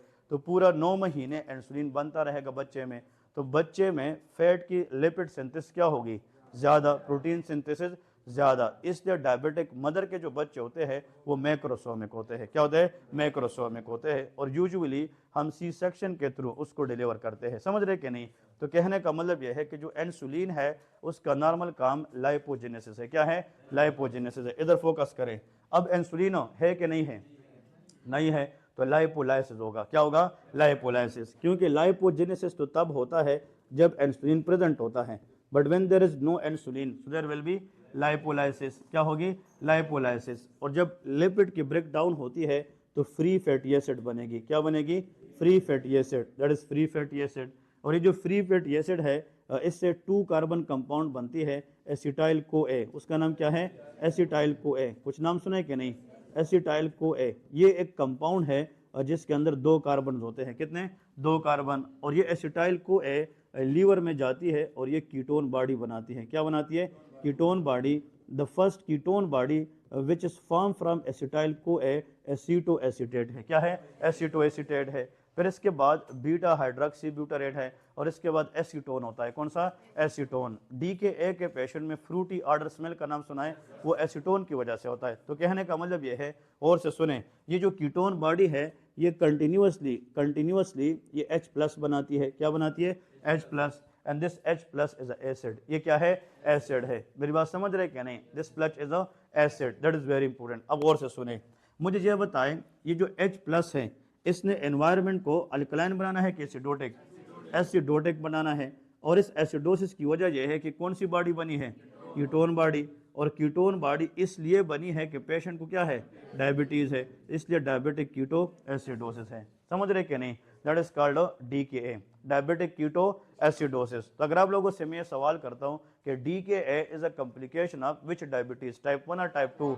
टाइप 1, क्योंकि टाइप 2 के अंदर इंसुलिन होता है बट वो रिसेप्टर पे काम नहीं करता ताकि वो ग्लूकोज को कम करें, but insulin will help in lipogenesis. जो टाइप 2 है उसमें इंसुलिन लिपिड पे काम करता है लेकिन ग्लूकोज रिसेप्टर पे काम नहीं करता है, इसलिए शुगर हो जाता है। तो टाइप 2 के अंदर इंसुलिन है कि नहीं? यस। तो उसमें लाइपोजेनेसिस होगा तो उसमें फ्री फैटी एसिड नहीं बनेगी, तो कीटोन बॉडी नहीं बनती है। बट जो टाइप 1 है उसमें तो इंसुलिन है नहीं, तो जब वो नहीं है तो लाइपोलाइसिस होगा, फ्री फैटी एसिड बनेगी और इससे कीटोन बॉडी। इसलिए जो DKA है it will be a complication of type 1 diabetes. ठीक है जी। अब जो DKA के पेशेंट आते हैं उसमें कंटिन्यूसली क्या बनता है? H प्लस बनता है। और ये जो H प्लस है ये एनवायरनमेंट को एसिडोटिक बनाता है। तो ये तो समझ गए कि DKA में एसिडोसिस होता है। क्या होता है? एसिडोसिस। अब इधर फोकस करें। मिसाल के तौर पे अगर आप लोगों को मैं ये बताता हूँ, और से सुने, ये जो सोडियम है ना, सोडियम ये तकरीबन नॉर्मल 135, ये हम 4 लेते हैं। मेरी बात समझ रहे क्या नहीं? कितना लेते हैं? 4 लेते हैं। और ये जो बाइकार्बोनेट होता है दैट इज 22, कितना लेते हैं? 22। और ये 105, मतलब 100 से लेके 110 तक नॉर्मल होता है, तो तकरीबन 105। देखे सोडियम का नॉर्मल वैल्यू 135 से लेके 145, कितना होता है? 135 से लेके 145। अगर 135 से सोडियम कम हो जाए हाइपोनेट्रीमिया है। क्या है? हाइपोनेट्रीमिया। और अगर ये 145 क्रॉस करे तो हाइपरनेट्रीमिया है। बट अगर ये 135 से लेके कितना है? 145, तो इसको नार्मोनेट्रीमिया कहते हैं। क्या कहते हैं? नार्मोनेट्रीमिया। अब सवाल ये है, पोटासियम ये 3.5 से लेके 5.5 होता है। ठीक है जी। फिर इस तरह बाइकार्ब 22 से 26 होता है और ये 100 से लेके 110 होता है। तो जब अनाइन गैप हम नॉर्मल मालूम करते हैं तो इसमें हम ये वैल्यू पुट करते हैं। तो मतलब ये बताए ये कितना बन गया? 139। और ये कितना बन गया? शाबाश, that is 139 and that is 127। कितना? 127। तो मिसाल 139 और 127 इसके दरमियान डिफरेंस 12 तक आ रहा है ना, तो मतलब नॉर्मल अनाइन गैप 12 से लेके 18 तक। कोई लोग मतलब आप लोग ये भी तो कह सकते हैं कि सर ये तो अगर 100 से स्टार्ट होता है तो हम इसका 100 क्यों नहीं लेते, 102 क्यों नहीं लेते? तो मतलब आप 102 भी लेंगे तो ठीक है, 108 भी लेंगे तो ठीक है, बट ये 100 से लेके कब तक होना चाहिए? 110 तक। हमने इसका डिफरेंस 5 वाला लिया है। तो सवाल ये है कि मुझे ये बताए DKA में कंटिन्यूसली क्या बन रहा है? H प्लस बन रहा है। H प्लस को न्यूट्रलाइज करने के लिए बॉडी क्या इस्तेमाल करेगी? HCO3 बाइकार्बोनेट और ये मिलकर H2CO3 बनेगी और ये जब डिसोसिएट होगा तो H2O। अब देखिए, अब ये जो H2O है ये तो वाटर है, ये सेल अपने लिए इस्तेमाल करेगी और ये जो CO2 है ये गैस है, ये बाहर निकलेगी। तो इसका मतलब ये है कि इन दोनों की वजह से हमने इसकी एसिडिक इफेक्ट को ख़त्म किया। लेकिन एसिडिक इफेक्ट ख़त्म किसने किया? बाइकार्बोनेट ने। तो जिसको DKA होता है डायबिटिक कीटो एसिडोसिस और उसमें कंटिन्यूसली क्या बनता है? H plus. तो उसको न्यूट्रलाइज करने के लिए बॉडी कंटिन्यूसली क्या यूज कर रही है? HCO3। तो HCO3 का लेवल हम कंज्यूम कर रहे, इसको खर्च कर रहे किस चीज की चक्कर में? H प्लस के चक्कर में। तो HCO3 का फ्री लेवल कम हो जाएगा, तो वो फिर 22 नहीं रहेगा, वो 16 या 14 पे आ जाएगा। कुछ समझ रहे कि नहीं? कितने पे आ जाएगा? 16 या 14 पे आ जाएगा, क्योंकि जो HCO3 है it is consume in this consume to neutralise this acid. समझ रहे कि नहीं? तो free level of HCO3 in DKA patient will be increase or decrease because continuous production of acid। किस वजह से? continuous production of acid। अब इधर देखें तो सिर्फ इन चारों में से सिर्फ अगर असर पड़ेगी तो वो किस वैल्यू पे है, HCO3, और हमेशा नॉर्मल होते हैं हमारे के नहीं, और क्या होते हैं, नॉर्मल होते हैं। अब इधर फोकस करें, which is very very important one. अब बताए 139 अपनी जगह पे आएगी कि नहीं। अब ये 22 से कम हो गया है, कम का मतलब 10 भी हो सकता है, 12 भी हो सकता है, समझ गए कि नहीं। हमने इसको कितना लिया है, दैट इज 14, कितना लिया है 14, तो 14 के साथ 105 इसको मिलाए क्या अपना जाए 119, कितना 119, और यहाँ पे 139 है, तो 139 बाई माइनस 119 कितना, दैट इज 20, और नॉर्मल कितना तक होना चाहिए, तो ये रेज हो गया कि नॉर्मल है, इसलिए डी के ए में रेज अनायन गैप होता है। इस एक एक चीज के पीछे लॉजिक है, समझ रहे कि नहीं। डी के ए में देखे एनआरई स्टेप 1 में एक एमसीक्यूज करने का मतलब वो आपकी 4-5 घंटे की स्टडी को चेक करते हैं, समझ रहे कि नहीं। एक एमसीक्यू, ऐसा नहीं कि देखा मुझे आता है बस बात खत्म। एक एमसीक्यू मीन, एक एमसीक्यू की कीमत उससे पूछे जो 119 वाले है, समझ रहे कि नहीं। तो इसका मतलब एक एमसीक्यू का मतलब यह है 3-4 घंटे की मेहनत है, ठीक है जी, that is very important one. तो देखिए अनायन गैप अब नॉर्मल हो गया कि रेज हो गया, रेज हो गया, तो डी के ए में अनायन गैप रेज होता है, जिसको मतलब हाइपोक्सिया है, क्या है हाइपोक्सिया। तो hypoxia seen in shock condition, shock में हाइपर परफ्यूजन है कि हाइपो परफ्यूजन है, तो टिश्यू को ऑक्सीजन नहीं मिल रही है, तो जब ऑक्सीजन नहीं मिलेगी तो एरोबिक रेस्पिरेशन भी नहीं होगी, तो कौन सी स्टार्ट होगी, एनएरोबिक, और एनएरोबिक रेस्पिरेशन क्या बनाएगी, एसिड, लैक्टिक एसिडोसिस, और जब एसिड बनेगी तो उसके बदले क्या यूज होगी, HCO3, तो इसका लेवल क्या हो जाएगा, कम, इसलिए शॉक में भी रेज अनायन गैप होता है। अब समझ रहे कि नहीं, शॉक, हाइपोक्सिया, लैक्टिक एसिडोसिस, इन सब के अंदर रेज अनायन गैप एसिडोसिस होता है। कौन सा, रेज अनायन गैप एसिडोसिस। चले जी, आप लोगों को ना एक और कॉन्सेप्ट से समझाता हूं, ये क्लियर हो गया कि नहीं। चले अब देखिए इंपॉर्टेंट वन, एक और कॉन्सेप्ट है, और से सुने। फॉर एग्जांपल आप लोगों को जस्ट मैं मिसाल दे रहा हूं कि सोडियम प्लस पोटासियम, ठीक है जी, माइनस बाइकार प्लस क्लोराइड, ऐसा है कि नहीं। दिस इज द फार्मूला, ठीक है जी, ये फार्मूला आप लोगों को आना चाहिए। आप लोगों को वहाँ पे पता है एनआरई 1 के अंदर कभी कभार ऐसा भी आता है कि एक पेशेंट है वो डीके के अंदर आया है, उसका सोडियम लैब के अंदर इतना है, पोटाशियम इतना है, इस तरह वैल्यू दिए होते हैं, और वो कहते हैं कैलकुलेट अनायन गैप। तो फिर कम से कम ये पता हो कि अनायन गैप कैलकुलेट करने का तरीका क्या है। तो सोडियम के साथ प्लस किसको करेंगे, पोटाशियम, सोडियम भी प्लस है, पोटाशियम भी प्लस है, इनको केटाइंस कहते हैं। क्या कहते हैं, केटाइंस। तो हम 2 केटाइन को सम करते हैं, ऐड करते हैं, और फिर 2 एनायन को सम करते हैं, समझ रहे कि नहीं।